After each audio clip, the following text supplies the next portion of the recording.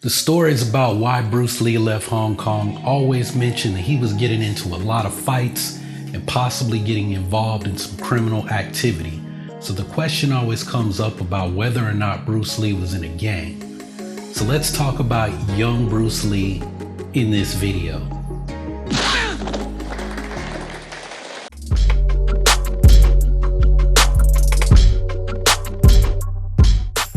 What's up, y'all? My name is Prince, and I'm on a journey to help people find harmony in their life through martial arts, mindfulness practices, and tapping into our own inner power. This video, we're talking about Bruce Lee and if he was in a gang growing up in Hong Kong before he came to America. Now, if you do a quick Google search, you will find something that says, as a teenager, Bruce was taunted by British students for his Chinese background and later joined a street gang.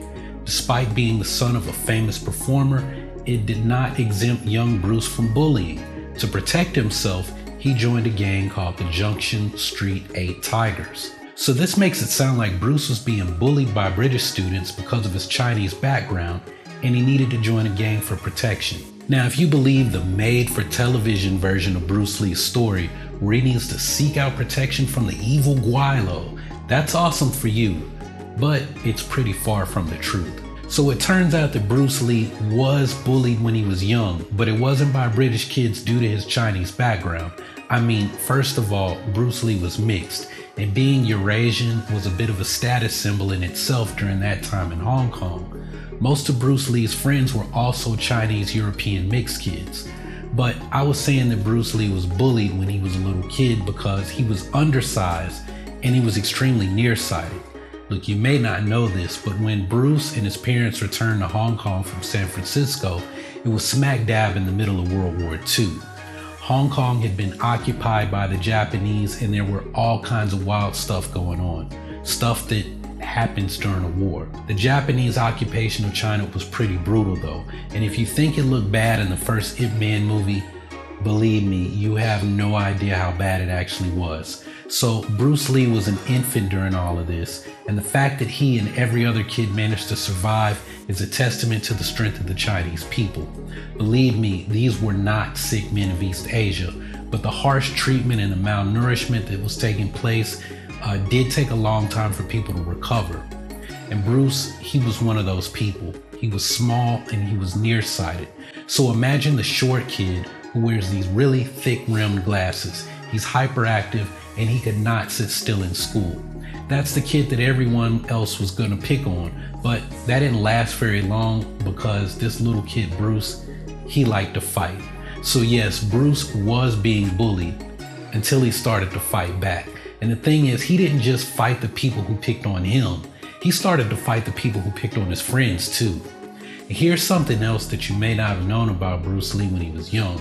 He really liked to read comic books and wuxia novels. Now, if you aren't familiar with wuxia, think of those movies like Crouching Tiger, Hidden Dragon, or these other Chinese fantasy movies with the wire fu, where people are flying through the air while they fight.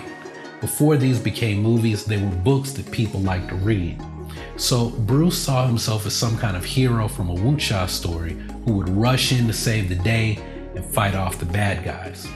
So that's how Bruce started his gang. 好曳啊，成日整蠱我哋啊，即係當我哋僆仔啊。嗰陣時，我媽咪係黎民。Bruce had this natural need to be the center of attention, so he was the class clown. He liked to puff out his chest and tell his friends that he was the Monkey King, and they all called him Gorilla. And the Monkey King is another hero who was tasked with protecting his friends. With his friends, he was Big Brother, and if you were getting bullied, you needed to join your Big Brother's gang for protection. This was similar to how the triads were set up at that time, and people confuse the triads with the Tong, and the Tong were actually involved in crime. Triads, that was more for protection, and this would especially be a thing when Bruce arrived in America, but that's a topic for another video, so stay tuned.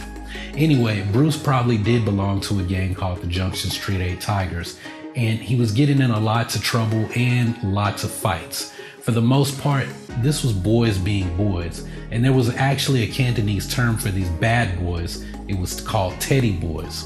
An example of some of the knucklehead stuff Bruce did to protect his friends is this one particular incident that happened at a movie theater. So the story goes that Bruce Lee and his friend, they snuck into a movie, and his friend was caught by the usher. And I think the usher gave his friend a spanking, which you can't do today. But anyway, the next day, Bruce wanted to settle the score with the usher. So he and his friend brought some food as an apology. And what the usher didn't know was that Bruce added laxative to the food.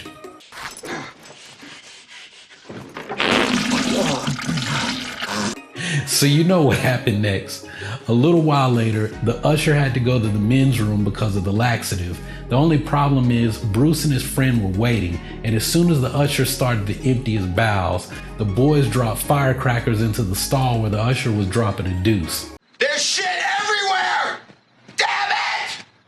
So Bruce wanted to send a message from a very early age that you don't mess with him or his friends. 佢嘅就同佢爹哋就好成日一日嗰陣時嘅語片咧。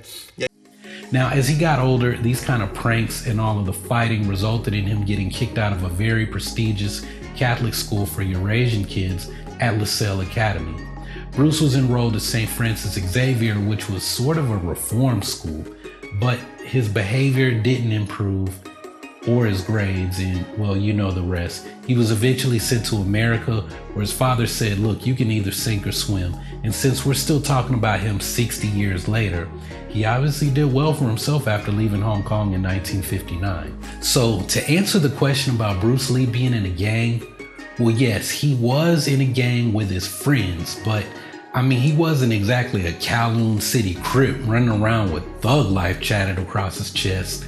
He was just being a bit of a punk kid emulating what he saw around him in Hong Kong at the time and in American movies. There were quite a few of these teddy boys, but Bruce had one of the biggest reputations at his school.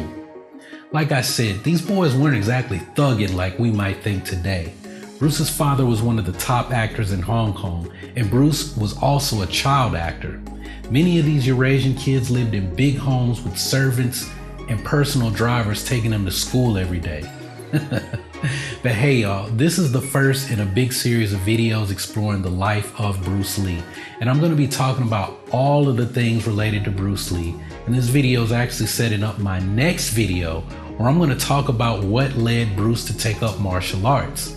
So make sure you stay tuned for that video, or depending when you're seeing this, it might already be posted. So if that's the case, hey, go check out this video on what led Bruce Lee to start learning Kung Fu. But that's all I got for this one, so thanks for watching. Y'all keep on breathing, and I'll see you on the next video.